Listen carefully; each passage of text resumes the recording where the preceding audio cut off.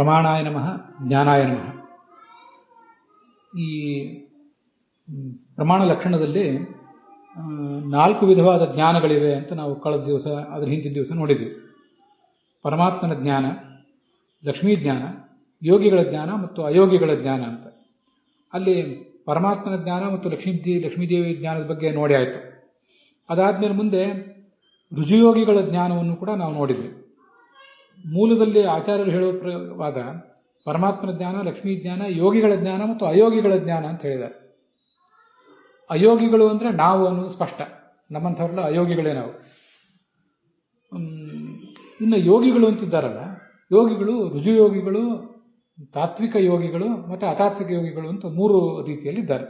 ಇವೆಲ್ಲ ಆಚಾರ್ಯರು ನೇರವಾಗಿ ಹೇಳದೇ ಇರಬಹುದು, ಆದರೆ ಆಚಾರ್ಯರು ಬೇರೆ ಬೇರೆ ಕಡೆ ಹೇಳಿರುವಂತೆ ಅದರ ಟೀಕಾದಲ್ಲೆಲ್ಲ ಬಂದಿರುವಂತಹ ವಿಚಾರ ಇದು. ಆದ್ದರಿಂದ ಆ 3 ಥರದ ಯೋಗಿಗಳೇನಿದ್ದಾರೆ ಅದರಲ್ಲಿ ಮೊದಲನೆಯವರು ರುಜುಯೋಗಿಗಳು, ಅವರ ನಂತರ ಬರುವವರು ತಾತ್ವಿಕ ಯೋಗಿಗಳು, ಅವರ ನಂತರ ಬರುವವರು ಅತಾತ್ವಿಕ ಯೋಗಿಗಳು. ಹೀಗೆ ಅದರದೊಂದು ತಾರತಮ್ಯ ಅಲ್ಲಿ. ಯೋಗಿಜ್ಞಾನಂ ರುಜುನಾಮ್ ಅಂತಿದ್ದೀರಾ, ಕಳೆದ ದಿವಸ ಪಾಠ ಆಗಿದ್ದೇನೆ, ಇನ್ನೊಂದ್ಸರಿ ಹೇಳ್ತಾ ಇದ್ದೇನೆ. ಯೋಗಿಜ್ಞಾನ ಅಂತನ್ನುವುದು 4 ವಿಧವಾಗಿದೆ. ಅದು ರುಜುನಾಮ್ ಯೋಗಿಜ್ಞಾನ. ಆ 4 ವಿಧದಲ್ಲಿ 3 ರೀತಿಯಾಗಿದೆ. ಆ 3ರಲ್ಲಿ 2ನೇದನ್ನು ಮತ್ತು 3ನೇದನ್ನು ಬಿಡೋಣ. ಮೊದಲು ಬಂದಿರುವಂಥವರು ರುಜುಯೋಗಿಗಳು, ಅವರ ಯೋಗಿಜ್ಞಾನ ಅನ್ನೋದು, ಅವರ ಜ್ಞಾನ ಅನ್ನೋದು ಅದು ಅನಾದಿಯಾಗಿದೆ ಮತ್ತು ನಿತ್ಯವಾಗಿದೆ. ಈ ವಿಷಯ ಅಂದರೆ ಪರಮಾತ್ಮನ ಕುರಿತು ಉಳಿದೆಲ್ಲದಕ್ಕಿಂತ ಅವರಿಗೆ ಹೆಚ್ಚು ಗೊತ್ತಿದೆ. ಜೀವೇಭ್ಯ ಅಂತ ಬರ್ತಿದ್ದಾರೆ. ಅದಕ್ಕಾಗಿ ಲಕ್ಷ್ಮೀದೇವಿಯಷ್ಟು ಗೊತ್ತಿಲ್ಲ ಅವರಿಗೆ, ಉಳಿದ ಜೀವರಿಗಿಂತ, ಸಂಸಾರದಲ್ಲಿ ಬದ್ಧರಾದ ಜೀವರಿಗಿಂತ ಹೆಚ್ಚು ಗೊತ್ತಿದೆ. ಆದರೆ ಅಸಾರ್ವತ್ರಿಕಂ ಪೂರ್ಣವಾಗಿ ಗೊತ್ತಿಲ್ಲ ಅವರಿಗೆ. ನಾವು ನೋಡ್ತಿರುವ ಪುಸ್ತಕಗಳಲ್ಲಿ ಅಸಾರ್ವತ್ರಿಕಂ ಅನ್ನೋ ವಾಕ್ಯ ಕಾಣಿಸ್ತಿಲ್ಲ. ನಾನು ನೋಡ್ತಿರುವ 2 ಪುಸ್ತಕಗಳಲ್ಲೂ ಕೂಡ ಅದು ಕಾಣಲಿಲ್ಲ. ಆದರೆ ಅದು ಬೇರೆ ಒಂದು ಪುಸ್ತಕದಲ್ಲಿ, KT ಪಾಂಡುರಂಗಾಚಾರ್ಯ ಮಾಡಿದ ಪುಸ್ತಕದಲ್ಲಿ ಅದು ಕಾಣಿಸ್ತಾ ಇದೆ. ಅಸಾರ್ವತ್ರಿಕಂ ಅಂತ ಇರುವುದು ಒಳ್ಳೆಯದು. ನೀವು ಅದನ್ನ ಆ ಥರ ನಿಮ್ಮ ಪುಸ್ತಕಗಳಲ್ಲಿ ಶ್ರೋತೃಗಳು ಅಸಾರ್ವತ್ರಿಕಂ ಅಂತ ಬರ್ಕೊಂಡು ದ್ವೈತ ವೇದಾಂತ ಫೌಂಡೇಶನ್ನಿಂದ ಮುದ್ರಿತವಾದದ್ದು ಅಥವಾ KT ಪಾಂಡುರಂಗಾಚಾರ್ಯದಿಂದ ಮುದ್ರಿತವಾದದ್ದು ಅಂತ ಅಲ್ಲಿ ಒಂದು ಬರ್ಕೊಂಡ್ರೆ ಅದು ಅನುಕೂಲ ಆಗ್ತದೆ. ಅದು ಯಾಕೆ ಬೇಕು ಅಂದರೆ, ಹಿಂದೆ ಲಕ್ಷ್ಮೀದೇವಿ ಬಗ್ಗೆ ಬಂದಿದೆ. ಲಕ್ಷ್ಮೀದೇವಿ ಪರಮಾತ್ಮನ ಕುರಿತು ಉಳಿದವರಿಗಿಂತ ಹೆಚ್ಚು ತಿಳಿದಿದ್ದಾಳೆ. ದ್ವಿತೀಯಂ ಈಶೆ ಅನ್ಯಭ್ಯೋ ಅಧಿಕಂ ಅಂತ ಹಿಂದೆ ಲಕ್ಷ್ಮೀದೇವಿ ಬಗ್ಗೆ ವರ್ಣನೆ ಬಂದಿದೆ. ಪರಮಾತ್ಮನಿಗಿಂತ ಹೆಚ್ಚು ತಿಳಿದಿದ್ದಾಳೆ, ಉಳಿದ ಜೀವರಿಗಿಂತ ಪರಮಾತ್ಮನ ಬಗ್ಗೆ ಹೆಚ್ಚು ತಿಳಿದಿದ್ದಾಳೆ. ಆದರೆ ಅಸಾರ್ವತ್ರಿಕಂ ಅಂತ ಬಂದಿದೆ ಮತ್ತೆ. ಆ ಅಸಾರ್ವತ್ರಿಕಂ ಅಂತ ಅಲ್ಲಿ ಹೇಗಿದೆಯಲ್ಲ ಹಾಗೆ ಇಲ್ಲೂ ಕೂಡ ಇರಬೇಕು. ಈ ರುಜುಯೋಗಿಗಳು ಪರಮಾತ್ಮನ ಕುರಿತು ಉಳಿದವರಿಗಿಂತ ಹೆಚ್ಚು ತಿಳಿದಿದ್ದಾರೆ. ಲಕ್ಷ್ಮೀದೇವಿ ಅಂತೂ ಕ್ವಶ್ಚನ್ ಇಲ್ಲ, ಉಳಿದ ಜೀವರಿಗಿಂತ ಹೆಚ್ಚು ತಿಳಿದಿದ್ದಾರೆ. ಆದರೆ ಅಸಾರ್ವತ್ರಿಕಂ ಪೂರ್ಣವಾಗಿ ತಿಳಿದಿಲ್ಲ ಅನ್ನೋ ಮಾತು ಅಲ್ಲಿ ಬೇಕು. ನಿಮ್ಮ ಪುಸ್ತಕಗಳಲ್ಲಿ ಅದನ್ನು ಹಾಕ್ಕೊಳ್ಳಿ. ಹಾಗೆಯೇ ಮುಂದೆನೂ ಕೂಡ ಪಾಠ, ನಮಗೇನಾದರೂ ಪಾಠದಲ್ಲಿ ವ್ಯತ್ಯಾಸ ಏನಾದರೂ ಕಂಡು ಬಂದರೆ ಅಂತ ಬೇರೆ ಬೇರೆ ಪಾಠಾಂತರಗಳನ್ನು ನಮ್ಮ ಗಮನಕ್ಕೆ ತರಬೇಕು. ಮತ್ತು ಮುಂದೆ ಅನ್ಯತ್ರ ಪರಮಾತ್ಮ ಮತ್ತು ಲಕ್ಷ್ಮೀದೇವಿಯನ್ನು ಕುರಿತು, ಲಕ್ಷ್ಮೀದೇವಿಯನ್ನು ಬಿಟ್ಟು, ಆದರೆ ಲಕ್ಷ್ಮೀದೇವಿಯನ್ನು ಬಿಟ್ಟು ಅಂತ ಅಲ್ಲಿ ಬಂದಿಲ್ಲ. ನಾವು ಸುಲಭವಾಗಿ ಪರಮಾತ್ಮನ ಬಿಟ್ಟು ಉಳಿದ ವಿಷಯಗಳ ಬಗ್ಗೆ ಅಂತ ತಿಳ್ಕೊಂಡ್ರೆ ಒಳ್ಳೆಯದು. ಲಕ್ಷ್ಮೀದೇವಿಯ ಮಹಿಮೆಯು ಕೂಡ ಅವರಿಗೆ ಅಗಮ್ಯನೇ, ಪೂರ್ಣವಾಗಿ ಅವರು ಅದನ್ನು ತಿಳಿದಿಲ್ಲ. ಪರಮಾತ್ಮ ಮತ್ತು ಲಕ್ಷ್ಮೀದೇವಿಯನ್ನು ಬಿಟ್ಟು, ಸರಳವಾಗಿ ಹೇಳುವುದಾದರೆ ಪರಮಾತ್ಮನನ್ನು ಬಿಟ್ಟು. ಕೆಲವು ಕಡೆ ಪರಮಾತ್ಮನ ವಿಷಯ ನಾವು ಎಲ್ಲರೂ ಮೆನ್ಷನ್ ಮಾಡಿದರೆ ಪರಮಾತ್ಮನ ಜೊತೆಗೆ ಲಕ್ಷ್ಮೀದೇವಿಯನ್ನು ಕೂಡ ಮೆನ್ಷನ್ ಮಾಡಿದಂತನೇ ಆಗ್ತದೆ. ಹಾಗೆ ಬೃಹದಾರಣ್ಯಕ ಉಪನಿಷತ್ ಭಾಷ್ಯದಲ್ಲಿ ಪ್ರಮಾಣ ಇದೆ. ಅತ್ಯಂತರಂಗಂ ಯತ್ತಸ್ಮಾತ್ ನ ಹರೇ ಪೃಥಗೀರಿತ. ಇದೆಲ್ಲ ಗಮನಿಸಿ, ನಾನು ಇದನ್ನು ಸುಮ್ಮನೆ ತತ್ವಜ್ಞಾನಕ್ಕಾಗಿ ಹೇಳ್ತಿದ್ದೇನೆ, ನೀವು ಅನುವಾದ ಮಾಡುವಾಗ ಇದು ಬೇಕಾಗಿಲ್ಲ. ಪರಮಾತ್ಮನಿಗೆ ಲಕ್ಷ್ಮೀದೇವಿ ಅತ್ಯಂತ ಅಂತರಂಗದವಳಾದ್ದರಿಂದ ಪರಮಾತ್ಮನನ್ನು ಹೇಳಿದರೆ ಅವಳನ್ನು ಹೇಳಿದಂಗೆನೆ ಅಂತ ಅನೇಕ ಕಡೆ ಬರ್ತದೆ. ಹೀಗೆ ಪರಮಾತ್ಮ ಮತ್ತು ಲಕ್ಷ್ಮೀದೇವಿಯನ್ನು ಹೊರತುಪಡಿಸಿ ಉಳಿದ ಜಗತ್ತಿನ ಬಗ್ಗೆ ಅವರಿಗೆ ಎಲ್ಲವೂ ಗೊತ್ತಿದೆ. ಆದರೆ ಅದರ ಬಗ್ಗೆ ಅವರು ಗಮನ ಹರಿಸಬೇಕಾಗ್ತದೆ. ಆಲೋಚನೆ ಮಾಡುವುದು ಅಂದರೆ ಆ ಕಡೆ ತಮ್ಮ ಕಾನ್ಸಂಟ್ರೇಷನ್ ಕೊಟ್ಟರೆ ಮಾತ್ರ ಅವ್ರಿಗೆ ಗೊತ್ತಾಗ್ತದೆ. ಪ್ರತಿಯೊಂದು ಕ್ಷಣದಲ್ಲಿ ಪ್ರತಿಯೊಂದು ವಿಚಾರವೂ ಅವ್ರಿಗೆ ತಿಳಿದಿರೋದಿಲ್ಲ. ಇದನ್ನು ಗಮನಿಸಬೇಕು. ನಮಗೆಲ್ಲರಿಗೂ ಕೂಡ ಯಾವುದೋ ಒಂದು ಪುಸ್ತಕ ಓದಿ ಗೊತ್ತಿದೆ, ಅದರಲ್ಲಿ ನಾವು ಎಕ್ಸ್ಪರ್ಟ್ ಇದ್ದೇವೆ. ಇದಕ್ಕಿದ್ದಂತೆ ಏನಾದ್ರು ಕೇಳಿಬಿಟ್ರೆ ಗೊತ್ತಾಗಲಿಕ್ಕಿಲ್ಲ. 1 ನಿಮಿಷ ಆ ಕಡೆ ಗಮನ ಹರಿಸ್ತೀನಿ ಅಂತ ಹೇಳಬೇಕಾಗ್ತದೆ. ಪುಸ್ತಕ ನೋಡಬೇಕಾಗಿಲ್ಲದೆ ಇರಬಹುದು, ಆದರೆ ಗಮನ ಹರಿಸಬೇಕಾಗ್ತದೆ. ಇನ್ನೂ ಮತ್ತೆ ಕೆಳಗಿನವರಿಗೆ ಪುಸ್ತಕ ನೋಡಿಯೇ ಹೇಳಬೇಕಾಗ್ತದೆ. ಈ ಥರದ ಜ್ಞಾನದಲ್ಲೇ ವ್ಯತ್ಯಾಸ ಇರ್ತದೆ. ಹೀಗೆ ಪರಮಾತ್ಮನ ಕುರಿತು, ಪರಮಾತ್ಮನ ಬಿಟ್ಟು ಬೇರೆಯವರ ಕಡೆಗೆ, ಬೇರೆ ವಿಷಯದ ಬಗ್ಗೆ ಆಲೋಚನೆ ಮಾಡಿದಾಗ ಮಾತ್ರ ಎಲ್ಲವೂ ಕೂಡ ತಿಳಿಯುತ್ತದೆ, ಇಲ್ಲದೇ ಎಲ್ಲವೂ ತಿಳಿಯೋದಿಲ್ಲ ಅಂತ ಇದರ ತಾತ್ಪರ್ಯ. ಇನ್ನು ಮುಂದೆ ಕ್ರಮೇಣ ವರ್ಧಮಾನಂ ಆಮುಕ್ತೇಹೆ ತತಃ ಅವ್ಯಯಂ ಅಂತ ಇಷ್ಟೆಲ್ಲದ್ರ ಬಗ್ಗೆ ನಾವು ನೋಡಬೇಕಾಗಿದೆ. ಈಗ ಕಳೆದ ದಿವಸ ನಾವು 1-2-3 ಸಂಗತಿಗಳು ನೋಡಿದ್ವಲ್ಲ, ಅದರ ಬಗ್ಗೆ ಒಂದಿಷ್ಟು ವಿವರಗಳನ್ನು ಕೂಡ ಈಗ ನಾವು ನೋಡಬೇಕು. ಈ ಯೋಗಿಜ್ಞಾನ ಅಂತನ್ನುವುದು 3 ರೀತಿಯಾಗಿದೆ. ರುಜುಯೋಗಿಜ್ಞಾನ, ತಾತ್ವಿಕ ಯೋಗಿಜ್ಞಾನ, ಅತಾತ್ವಿಕ ಯೋಗಿಜ್ಞಾನ ಅಂತ. ಅದರಲ್ಲಿ ಈ ರುಜುಯೋಗಿಗಳ ಜ್ಞಾನ ಅಂತನ್ನೋದು ಅನಾದಿನಿತ್ಯ ಅಂತ ಹೀಗೆ ಬಂತಲ್ಲ, ಈ ಅನಾದಿನಿತ್ಯ ಅಂತನ್ನೋದ್ರ ಬಗ್ಗೆ ಒಂದು ಸ್ವಲ್ಪ ಅಲ್ಲಿ ವಿಷಯಗಳನ್ನು ವಿವರಣದಲ್ಲಿ ಹೇಳಿದ್ದಾರೆ. ಅದು ನಮಗೆ ಇನ್ನೊಂದ್ಸರಿ ಇವತ್ತು ನಾವು ಅದನ್ನು ನೋಡಬೇಕು. ಮತ್ತು ಇದರಲ್ಲಿನ ಕೆಲವು ವಿಷಯಗಳನ್ನು ನೀವು ಅನುವಾದ ಕೂಡ ನಾಳೆ ಮಾಡಬೇಕು. ಅದೇನು ವಿವರಣದಲ್ಲಿ ಇದು ಬಂದಿದೆ. ಧ್ಯಾನಾದಿ ಸಾಧನಗಳನ್ನು ಅನುಷ್ಠಾನ ಮಾಡ್ತಿರುವವರು ಯೋಗಿಗಳು, ಅವರು 3 ಥರ ಇದ್ದಾರೆ. ರುಜುಯೋಗಿಗಳು, ತಾತ್ವಿಕ ಯೋಗಿಗಳು, ಅತಾತ್ವಿಕ ಯೋಗಿಗಳು ಅಂತ. ಅವರಿಗೆ ಯೋಗ ಸಾಮರ್ಥ್ಯದಿಂದ ಭೂತ ಭವಿಷ್ಯದ ವಸ್ತುಗಳನ್ನು ಗ್ರಹಿಸುವ ಶಕ್ತಿ ಇರ್ತದೆ, ಗ್ರಹಿಸುವ 2 ವಿಧವಾದ ಜ್ಞಾನ ಇರ್ತದೆ ಅಂತ ಬಂದಿದೆ. ಅವರು ತಮ್ಮ ತಪಸ್ಸಿನ ಶಕ್ತಿಯಿಂದ, ಯೋಗ ಸಾಮರ್ಥ್ಯದಿಂದ, ಅದೇ ತಪಸ್ಸು ಶಕ್ತಿಯಿಂದ ಯೋಗ ಸಾಮರ್ಥ್ಯ, ಅಲೌಕಿಕ ಸಾಮರ್ಥ್ಯ ಅಥವಾ ದಿವ್ಯ ಶಕ್ತಿ, ಅದರ ಮೂಲಕ ಹಿಂದಿನ, ಇಂದಿನ, ಮುಂದಿನ ಎಲ್ಲ ವಸ್ತುಗಳನ್ನು ಕೂಡ ಗ್ರಹಿಸುವ ಶಕ್ತಿ ಅವರಿಗಿರ್ತದೆ. ಅದು 2 ಥರದ ಜ್ಞಾನ ಇರ್ತದೆ ಅವರಿಗೆ. ಅದನ್ನೇ ಸ್ವರೂಪ ಜ್ಞಾನ ಮತ್ತು ವೃತ್ತಿ ಜ್ಞಾನ ಅಂತ ಹೇಳೋದು. ಆ ಸ್ವರೂಪ ಜ್ಞಾನ ಮತ್ತು ವೃತ್ತಿ ಜ್ಞಾನ ಅಂತಿದೆ, ಅದನ್ನು ಕಳೆದ ದಿವಸ ಹೇಳಿದ್ದೆ. ಈಗ ಸ್ವಲ್ಪ ಅದ್ರ ಬಗ್ಗೆ ವಿವರಣೆ ಮಾಡಬೇಕಾಗಿದೆ. ಸ್ವರೂಪ ಜ್ಞಾನ ಅಂದರೆ ಈ ಜೀವಸ್ವರೂಪ ಇದೆಯಲ್ಲ, ಆ ಜೀವಸ್ವರೂಪವೇ ಒಂದು ಇನ್ಸ್ಟ್ರೂಮೆಂಟ್ ಆಗಿ ಕೆಲಸ ಮಾಡಿ, ಉಪಕರಣವಾಗಿ ಕೆಲಸ ಮಾಡಿ ವಸ್ತುಗಳನ್ನು ತಿಳಿದ್ರೆ ಅದನ್ನು ಸ್ವರೂಪ ಜ್ಞಾನ ಅಂತ ಹೇಳ್ತಾರೆ. ಇನ್ನು ವೃತ್ತಿಜ್ಞಾನ ಅಂತ ಮತ್ತೊಂದಿದೆ. ವೃತ್ತಿಜ್ಞಾನ ಅಂತನ್ನುವುದು ಯಾರಿಗಿರ್ತದೆ ಮತ್ತು ಅದೇನು ಅಂದರೆ, ವೃತ್ತಿಜ್ಞಾನ ಅನ್ನೋದು ಚತುರ್ಮುಖ ಬ್ರಹ್ಮನಿಂದ ಹಿಡಿದು ಉಳಿದೆಲ್ಲರಿಗೂ ಕೂಡ ಇರ್ತದೆ. ಲಕ್ಷ್ಮೀದೇವಿಗಾಗಲಿ ಪರಮಾತ್ಮನಿಗಾಗಲಿ ವೃತ್ತಿಜ್ಞಾನ ಅಂತನ್ನೋದು ಇರೋದಿಲ್ಲ. ಏನದು ವೃತ್ತಿಜ್ಞಾನ ಅಂದರೆ ಅಂತ ಪ್ರಶ್ನೆ ಬಂದರೆ ಅದರಲ್ಲಿ ಮುಂದೆ ಬಂದಿದೆ ನೋಡಿ. ಸ್ವರೂಪ ಜ್ಞಾನ ಅಂದರೆ ಆತ್ಮಸ್ವರೂಪವಾದ ಜ್ಞಾನ ಅಂತ ಅರ್ಥ. ನಮಗಿದು ಈಗ ನಾವಿರುವ ಹಂತದಲ್ಲಿ ನಮಗಿದು ತುಂಬ ವಿಚಿತ್ರವಾಗಿ ಕಾಣಿಸ್ತದೆ. ಆತ್ಮನೇ ಇನ್ಸ್ಟ್ರೂಮೆಂಟ್ ಆಗಿ ವಸ್ತುವನ್ನು ತಿಳಿಯೋದು ಅಂದ್ರೆ ಹೇಗೆ? ನಮಗೆಲ್ರಿಗೂ ಕೂಡ ಪ್ರತಿಯೊಂದು ಕೆಲಸ ಮಾಡಲಿಕ್ಕೂ, ಒಂದು ಕಸ ಗುಡಿಸುವುದು, ಅಡುಗೆ ಮಾಡುವುದು, ಓದುವುದು, ಬರೆಯುವುದು, ಪ್ರತಿಯೊಂದಕ್ಕೂ ಕೂಡ ಒಂದು ಇನ್ಸ್ಟ್ರೂಮೆಂಟ್ ಬೇಕು. ನಾವೇ ಇನ್ಸ್ಟ್ರೂಮೆಂಟ್ ಆಗುವುದು ಅನ್ನೋದು ನಮ್ಮ ಊಹೆಗೆ ಮೀರಿದ್ದೀಗ ನಾವಿರುವ ಕಂಡೀಷನ್ನಲ್ಲಿ. ಆದರೆ ಜೀವ ಸ್ವರೂಪ ಇದೆಯಲ್ಲ, ನಮಗಿದು ಗೊತ್ತಿರಬೇಕು. ಇದು ಮಾಧ್ವ ಸಿದ್ಧಾಂತದ ವೈಶಿಷ್ಟ್ಯ. ಅದು ನಿರಾಕಾರ ಅಲ್ಲ, ಸಾಕಾರ ಅಂತ ಅನೇಕ ಜನ ಹೇಳ್ತಾರೆ. ಇಲ್ಲಿ ನಮ್ಮ ಸಿದ್ಧಾಂತದ ಒಂದು ವೈಶಿಷ್ಟ್ಯ. ಅದು ನಿರಾಕಾರ ಅಲ್ಲ, ಅದು ಸಾಕಾರವಾಗಿದೆ. ಅದಕ್ಕೆ ಕಣ್ಣಿದೆ, ಕಿವಿ ಇದೆ, ಮೂಗಿದೆ, ನಾಲಿಗೆ ಇದೆ, ಕೈ ಕಾಲುಗಳಿವೆ, ಹೀಗೆ ಎಲ್ಲವೂ ಕೂಡ ಅದಕ್ಕಿದೆ. ಆದ್ದರಿಂದ ಆ ಆತ್ಮ ಸ್ವರೂಪ ಅನ್ನೋದು ತನ್ನ ಸ್ವರೂಪಭೂತವಾದ ಕಣ್ಣಿನಿಂದ ನೋಡಬಲ್ಲದು, ಕೇಳಬಲ್ಲದು, ಆಲೋಚನೆ ಮಾಡಬಲ್ಲದು. ಆತ್ಮ ಸ್ವರೂಪವಾದಂಥ ಒಂದು ಅಂತರಿಂದ್ರಿಯ ಮನಸ್ಸು ಕೂಡ ಇದೆ, ಅದೇ ಸಾಕ್ಷಿ ಅಷ್ಟೆ. ಹೀಗೆ ಕಣ್ಣಿದೆ, ಕಿವಿ ಇದೆ, ಜ್ಞಾನೇಂದ್ರಿಯಗಳಿವೆ, ಹಾಗೆ ಕರ್ಮೇಂದ್ರಿಯಗಳು ಕೂಡ ಅದಕ್ಕಿವೆ.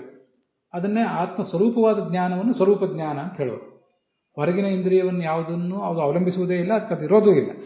ನಮ್ಗೆ ಗೊತ್ತಿದೆ, ಆ ಮುಕ್ತಿಯಲ್ಲಿ ಲಿಂಗದ ದೇಹ ಇರೋದಿಲ್ಲ, ಅನಿರುದ್ಧ ದೇಹ ಇರೋದಿಲ್ಲ, ಭೌತ ದೇಹ ಇರೋದಿಲ್ಲ. ಮುಕ್ತಿಗಿಂತ ಮುಂಚೆನೇ ಅವೆಲ್ಲ ಇರ್ತವೆ. ಆದ್ದರಿಂದ ಜೀವ ಸ್ವರೂಪವೇ ತನ್ನ ಸ್ವರೂಪಭೂತವಾದ ಕಣ್ಣಿನಿಂದ, ಕಿವಿಯಿಂದ ಕೆಲಸ ಮಾಡ್ತದೆ. ಸ್ವರೂಪಭೂತವಾದ ಕಾಲು, ಕೈ ಇತ್ಯಾದಿಗಳಿಂದ ಅದು ಏನೇನನ್ನು ಕೆಲಸ ಮಾಡ್ತದೆ. ಸ್ವರೂಪಭೂತವಾದ ಕಣ್ಣು ಮೊದಲಾದವುಗಳಿಂದ ನೋಡ್ತದೆ. ಹೀಗರ್ಥ ಅದಕ್ಕೆ. ಇಲ್ಲಿ ಈ ಆತ್ಮ ಸ್ವರೂಪವಾದ ಜ್ಞಾನ, ಸ್ವರೂಪ ಜ್ಞಾನ ಅಂತ ಬಂತಲ್ಲ, ಅದು ಅನಾದಿನಿತ್ಯವಾಗಿದೆ. ಅನಾದಿ ಕಾಲದಿಂದಲೂ ಇದ್ದೇ ಇರ್ತದೆ. ಯಾಕಂದರೆ ಜೀವ ಸ್ವರೂಪನೇ ಅನಾದಿ ಮತ್ತು ಅದು ನಿತ್ಯ. ಆತ್ಮ ಸ್ವರೂಪವಾದಂಥ ಜ್ಞಾನವೂ ಕೂಡ ಅನಾದಿಯೂ ಹೌದು, ನಿತ್ಯವೂ ಹೌದು. ಆದರೆ ಅಲ್ಲೊಂದು ವ್ಯತ್ಯಾಸ ಏನಂದರೆ, ಯೋಗದ ಶಕ್ತಿಯಿಂದ ಅದರಲ್ಲಿ ಹೆಚ್ಚು ಹೆಚ್ಚು ವಿಷಯಗಳು ಕ್ರಮವಾಗಿ ತಿಳಿತಾ ಹೋಗ್ತವೆ. ಈಗ ರುಜಿಯೋಗಿ ಆದವನು, ಇವತ್ತಿನ ಚತುರ್ಮುಖ ಬ್ರಹ್ಮ ಇದ್ದಾನೆ. ಇವನು ಈ ಹಿಂದೆ ಮುಖ್ಯ ಪ್ರಾಣ ಆಗಿದ್ದ. ಅವನಕ್ಕಿಂತ ಹಿಂದೆ 98ನೇವನಾಗಿ ಅವನೊಬ್ಬ ರುಜಿಯೋಗಿ ಆಗಿದ್ದ.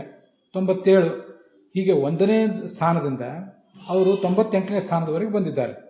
ರುಜುಯೋಗಿಗಳಿಗೆ ಒಟ್ಟು 100 ಕಲ್ಪ ಸಾಧನೆ ಇದೆ, ನಮಗದು ಗೊತ್ತಿದೆ.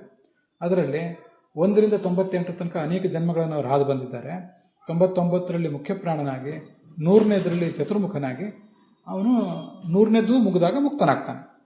1ನೇದರಿಂದ ಹಿಡಿದು 98, 99, 100ರವರೆಗೂ ಕೂಡ ಅವನೇನು ಸಾಧನೆ ಅನ್ನೋದು, ಸಾಧನೆ ಗ್ರಾಫ್ ಅದು ಏರುಮುಖವಾದಾಗ ಅವನಿಗೆ ಹೆಚ್ಚು ಹೆಚ್ಚು ವಿಷಯಗಳು ತಿಳಿತಾ ಹೋಗ್ತವೆ. ಅದನ್ನೇ ಅದು ಹೇಳ್ತಿರೋದು. ಅದು ಅನಾದಿನಿತ್ಯ.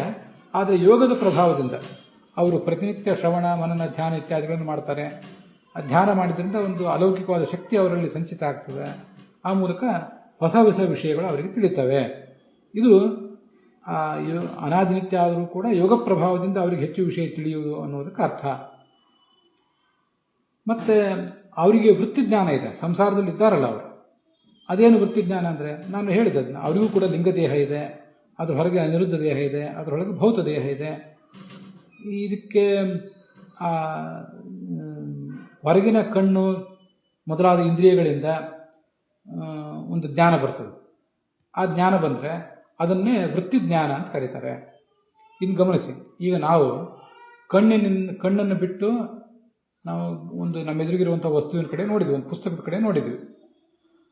ಕಣ್ಣು ಆ ಪುಸ್ತಕವನ್ನು ನಮಗೆ ತೋರಿಸಿತು. ಯಾರಿಗೆ ತೋರಿಸಿತು ಅಂದರೆ ಮನಸ್ಸಿಗೆ ತೋರಿಸಿತು. ಮನಸ್ಸು ಆತ್ಮನಿಗೆ ತೋರಿಸ್ತದೆ, ಅಥವಾ ಮನಸ್ಸು ಆತ್ಮ ಎರಡು ಜೊತೆಗಾಗಿ ಅದನ್ನು ನೋಡ್ತವೆ. ಕಣ್ಣು ಅಂತ ಅನ್ನೋದು ಒಂದು ಕ್ಯಾಮ್ರಾ ಮಾತ್ರ. ಕ್ಯಾಮ್ರಾ ಯಾವತ್ತೂ ನೋಡೋದಿಲ್ಲ. ಅದು ಕ್ಯಾಮ್ರಾ ಅಂತ ತೋರಿಸ್ತದೆ ಮಾತ್ರ. ಕ್ಯಾಮ್ರಾ ಅಥವಾ ಟೆಲಿಸ್ಕೋಪ್ ಹೀಗೇನಾದ್ರು ತಿಳ್ಕೊಳ್ಳಿ, ನೋಡುವವನು ವ್ಯಕ್ತಿಯೇ. ಅಲ್ಲಿ ವೃತ್ತಿಜ್ಞಾನ ಅಂತ ಬರೆದಿದ್ದಾರೆ. ಅಲ್ಲಿ ಒಂದು ಶಬ್ದನೂ ಕೂಡ ಇದೆ, ಅದನ್ನು ಗಮನಿಸಬೇಕು. ಕಣ್ಣು ಮೊದಲಾದ ಇಂದ್ರಿಯಗಳಿಂದ ಜ್ಞಾನ ಬರ್ತದೆ, ಅಂತಃಕರಣದ ಪರಿಣಾಮವೇ ವೃತ್ತಿ ಅಂತ. ಈ ಜಗತ್ತಿನಲ್ಲಿ ನಾವು ಈಗ ಭೌತವಾದ ಜಗತ್ತನ್ನು ಇಟ್ಕೊಂಡ್ರೆ, ಅಪ್ರಾಕೃತವಾದ ಅಲೌಕಿಕವಾದ ಜಗತ್ತಿನ ಬಗ್ಗೆ ಅಲ್ಲಿ ಹಿಂದೆ ಮಾತಾಡಿ ಆಯಿತು, ಅದನ್ನು ಬಿಡಿ. ಅದು ಪರಮಾತ್ಮನ ಜ್ಞಾನ, ಲಕ್ಷ್ಮೀ ಜ್ಞಾನ, ಮತ್ತು ಈ ಋಜುಗಳ ಜ್ಞಾನವು ಕೂಡ ಅಪ್ರಾಕೃತವಾದದ್ದು, ಜೀವಸ್ವರೂಪವಾದದ್ದು, ಅದು ಅನಾದಿನಿತ್ಯ ನೋಡಿ ಆಯಿತು, ಅದನ್ನು ಬಿಡೋಣ. ಈ ವೃತ್ತಿಜ್ಞಾನ ಅಂತ ಅನ್ನೋದು ಏನಿದೆಯಲ್ಲ, ಇದು ಭೌತವಾದ ಜ್ಞಾನ, ಪ್ರಾಕೃತವಾದ ಜ್ಞಾನ. ವೃತ್ತಿಜ್ಞಾನ ಅಂದರು, ಪ್ರಾಕೃತವಾದ ಜ್ಞಾನ ಅಂದರು, ಭೌತ ಜ್ಞಾನ ಅಂತಂದ್ರೂ ಇದೆಲ್ಲದಕ್ಕೂ ಕೂಡ ಹೆಚ್ಚು ಕಡಿಮೆ ಒಂದೇ ಅರ್ಥ. ಆದರೆ ವೃತ್ತಿಜ್ಞಾನ ಅನ್ನೋ ಶಬ್ದವನ್ನು ಹೆಚ್ಚು ಪ್ರಯೋಗ ಮಾಡ್ತಾರೆ. ಜಗತ್ತಿನಲ್ಲಿ ಏನಾದರೂ ಒಂದು ಹುಟ್ಟಬೇಕಾದ್ರೆ ಅದಕ್ಕೇನಾದರೂ ಒಂದು ಮೆಟೀರಿಯಲ್ ಕಾಸ್ ಬೇಕು, ಒಂದು ಉಪಾದಾನ ಕಾರಣ ಬೇಕು. ಈಗ ಗಡಿಗೆ ಇದ್ದರೆ ಮಣ್ಣಾಗ್ತದೆ, ಬಂಗಾರ ಇದ್ದರೆ ಅದರಿಂದ ಬಂಗಾರದ ಆಭರಣ ಆಗ್ತದೆ, ಒಂದು ಕಟ್ಟಿಗೆ ಇದ್ದರೆ ಅದರಿಂದ ಉಪಕರಣಗಳನ್ನು, ಪೀಠೋಪಕರಣಗಳನ್ನು ತಯಾರು ಮಾಡ್ಬೋದು. ಇದು ನಮ್ಗೆ ಗೊತ್ತಿದೆ. ಈ ಜ್ಞಾನ ಅನ್ನೋದು ಕೂಡ ನಮಗೆ ನೋಡಿ, ಇವತ್ತು ನಾವು ನೋಡದೇ ಇರುವಂಥ ಒಬ್ಬ ಹೊಸ ವ್ಯಕ್ತಿಯನ್ನು ಇವತ್ತು ನಾವು ನೋಡಿದ್ವಿ, ಅಥವಾ ನೋಡಿರುವ ವ್ಯಕ್ತಿಯೇ ಸ್ವಲ್ಪ ಕಾಲ ನೋಡಿರಲಿಲ್ಲ, ಮತ್ತೆ ಇವಾಗ ನೋಡ್ತಾ ಇದ್ದೀವಿ.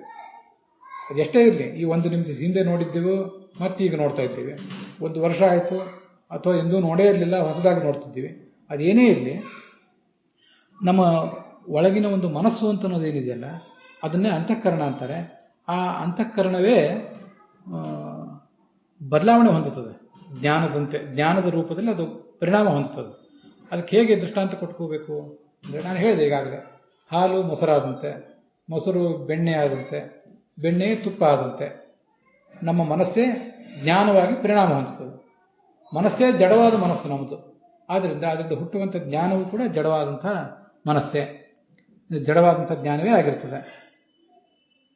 ಇಂಥ ವೃತ್ತಿಜ್ಞಾನವೂ ಕೂಡ ಅನಾದಿ ಕಾಲದಿಂದ ಅವರಿಗೆ ಇದ್ದೇ ಇರ್ತದೆ. ಆದರೆ ಮುಕ್ತಿಗೆ ಹೋಗುವ ತನಕ ಮಾತ್ರ ಇರ್ತದೆ. ಮುಕ್ತಿಗೆ ಹೋದ ಮೇಲೆ ಅದಿರೋದಿಲ್ಲ. ಋಜುಯೋಗಿಗಳ ಸ್ವರೂಪ ಜ್ಞಾನ ಮತ್ತು ವೃತ್ತಿಜ್ಞಾನ ಎರಡೂ ಕೂಡ ಅನಾದಿಯೇ. ಆದರೆ ಆ ಸ್ವರೂಪ ಜ್ಞಾನ ಅಂತ ಅನ್ನೋದು ನಿತ್ಯ ಹೌದು, ಮುಕ್ತಿಗೆ ಹೋದ್ಮೇಲೂ ಅದಿರ್ತದೆ. ಆದರೆ ವೃತ್ತಿಜ್ಞಾನ ಮಾತ್ರ ಮುಕ್ತಿಗೆ ಹೋದ್ಮೇಲೆ ಇರೋದಿಲ್ಲ. ಮುಕ್ತಿಗೆ ಹೋಗುವ ತನಕ ಮಾತ್ರ ಅದಿರ್ತದೆ. ಮುಕ್ತಿಗೆ ಹೋಗುವಾಗಲೇ ಲಿಂಗದೇಹ ಮತ್ತು ಅನಿರುದ್ಧ ದೇಹ, ಭೌತ ದೇಹಗಳನ್ನು ಕಳ್ಕೊಂಡೇ ಹೋಗುವುದರಿಂದ ಅಲ್ಲಿ ಈ ಜಡವಾದಂಥ ಜ್ಞಾನಕ್ಕೆ ಅವಕಾಶವೇ ಇರೋದಿಲ್ಲ. ಮುಕ್ತಿಯ ಪರ್ಯಂತವಾಗಿ ಅದಕ್ಕೆ ಇರುವುದು ಅಂತ ಹೇಳಿದ್ದು ಅದನ್ನೇ. ಪ್ರವಾಹ ರೂಪದಿಂದ ಅಂತ ಅಲ್ಲೊಂದು ಶಬ್ದ ಇದೆ. ಒಂದಾದ್ಮೇಲೆ ಒಂದು ಬರ್ತಾನೆ ಇರ್ತದೆ. ನಾವು ಏನನ್ನಾದರೂ ನೋಡ್ತಾನೆ ಇರ್ತೀವಿ, ಕೇಳ್ತಾನೆ ಇರ್ತೀವಿ, ಮೂಸ್ತಾನೆ ಇರ್ತೀವಿ ಅಂತ ಹೀಗಾದ್ರೆ ತಾತ್ಪರ್ಯ. ಇದಾದ್ಮೇಲೆ ಅಂತಃಕರಣ ಇರೋದೇ ಇಲ್ಲ ಮುಕ್ತಿಗೆ ಹೋದ್ಮೇಲೆ. ಆದ್ದರಿಂದ ಅಂತಃಕರಣದ ಪರಿಣಾಮ ರೂಪವಾದಂಥ ಜ್ಞಾನವೂ ಇರೋದಿಲ್ಲ. ಹಾಲೇ ಇಲ್ಲದೆ ಹೋದರೆ ಮೊಸರು ಇಲ್ಲ, ಬಂಗಾರವೇ ಇಲ್ಲದೆ ಹೋದರೆ ಬಂಗಾರದ ಆಭರಣವೂ ಇಲ್ಲ. ಹೀಗೆ ಅದು ಆ ವೃತ್ತಿಜ್ಞಾನದ ಒಂದು ಇತಿಮಿತಿ. ಆಚಾರ್ಯರು ಈ ಪ್ರಕರಣದಲ್ಲಿ ಸ್ವರೂಪ ಜ್ಞಾನದ ಬಗ್ಗೆಯೂ ಕೂಡ ಹೇಳಿದ್ದಾರೆ, ವೃತ್ತಿಜ್ಞಾನದ ಬಗ್ಗೆಯೂ ಕೂಡ ಹೇಳಿದ್ದಾರೆ. ಅದು ಕಳೆದ ದಿವಸ ನಾವು ನೋಡದೇ ಇರುವಂಥ ವಿಷಯ. ಆಚಾರ್ಯರ ವಾಕ್ಯದಲ್ಲಿ ಕ್ರಮೇಣ ವರ್ಧಮಾನಂ ಅಂತಿದೆ. ಕ್ರಮವಾಗಿ ಅವರಿಗೆ 1ನೇ ಜನ್ಮದಿಂದ ಆರಂಭಿಸಿ 98, 99, 100 ಅದನ್ನು ನಾನು ಉದಾಹರಣೆ ಕೊಟ್ಟನಲ್ಲ, ಆ ಕ್ರಮವಾಗಿ ಋಜುಯೋಗಿಗಳ ಜ್ಞಾನ ಅಂತ ಅನ್ನೋದು ಬೆಳೀತಾ ಹೋಗ್ತದೆ. ಅದು ಎಲ್ಲಿವರೆಗೆ ಬೆಳೀತದೆ ಅಂದರೆ ಆ ಮುಕ್ತೇಹೇ. ಆ ಅಂತನ್ನೋದು ಅದು ಮುಕ್ತಿಯವರೆಗೆ ಅಂತ ಅನ್ನೋದರ ಅರ್ಥವನ್ನು ತೋರಿಸ್ತದೆ. ತತಃ ಮುಕ್ತಿ ಸಿಕ್ಕ ಮೇಲೆ ಅವ್ಯಯ ಒಂದೇ ಥರ ಇರ್ತದೆ. ಅದನ್ನು ಕನ್ನಡದ ಅನುವಾದದಲ್ಲಿ ಕೂಡ ನೀವು ನೋಡಬಹುದು. ಅನಾದಿನಿತ್ಯ ಹೌದು, ಆದರೆ ಯೋಗ ಪ್ರಭಾವದಿಂದ ಕ್ರಮೇಣ ಅದು ಹೆಚ್ಚುತ್ತಾ ಹೋಗ್ತದೆ. ಅವರು ಸಾಧನೆ ಹೆಚ್ಚಾಗ್ತಾ ಹೋದಂತೆ ಮುಕ್ತಿಗೆ ಹೋದ್ಮೇಲೆ ಅದು ಒಂದೇ ರೀತಿಯಾಗಿ ಇರ್ತದೆ, ಅಲ್ಲಿ ಬದಲಾವಣೆ ಇಲ್ಲ. ಆಯಿತು. ನೀವು ಇಲ್ಲಿ ಅರ್ಧ ಲೀಟರ್ ಹಾಲು ಸಂಪಾದನೆ ಮಾಡಿದರೆ ಮುಕ್ತಿಯಲ್ಲಿ ನಿಮ್ಗೆ ಅರ್ಧ ಲೀಟರ್ ಹಾಲೇ ಸಿಗ್ತದೆ. ಇಲ್ಲಿ ನೀವು 1 ಲೀಟರ್ ಹಾಲು ಸಂಪಾದನೆ ಮಾಡಿದರೆ ಆ 1 ಲೀಟರ್ ಹಾಲೇ ನಿಮ್ಗೆ ಮುಕ್ತಿಯಲ್ಲಿ ಸಿಗ್ತದೆ, 2 ಲೀಟರ್ ಸಿಗೋದಿಲ್ಲ. ಅಥವಾ ಅರ್ಧ ಲೀಟರ್ ಸಂಪಾದನೆ ಮಾಡಿದವರಿಗೆ 1 ಲೀಟರ್ ಸಿಗೋದಿಲ್ಲ. ಆದರೆ ಅರ್ಧ ಲೀಟರ್ ಹಾಲು ಏನು ಸಂಪಾದನೆ ಮಾಡಿದ್ದೀರಿ, ಆ ಅರ್ಧ ಲೀಟರ್ ಹಾಲು ಉಕ್ತದೆ ಮುಕ್ತಿಯಲ್ಲಿ. ಉಕ್ಕುವುದು ಅಂತನ್ನೋದು ಈ ಕೆಲವು ಅಂಥವೆಲ್ಲ ಕೆಲವು ಆಗ್ತವೆ. ಅದಕ್ಕೂ ಎಲ್ಲ ಬೇರೆ ಬೇರೆ ಸಂದರ್ಭಗಳಿವೆ, ಅದನ್ನು ಮುಂದೆ ಶಾಸ್ತ್ರದಲ್ಲಿ ಆಮೇಲೆ ಹೇಳ್ತಾರೆ. ಅದು ಕೆಲವು ಸಾಧನೆಗಳ ಫಲವಾಗಿ ಆ ಥರ ಆಗ್ತದೆ ಅಂತ. ಅಲ್ಲಿಗೆ ಇವತ್ತಿನ ಈ ಭಾಗ ಸಮಾಪ್ತ ಆಗಿದೆ.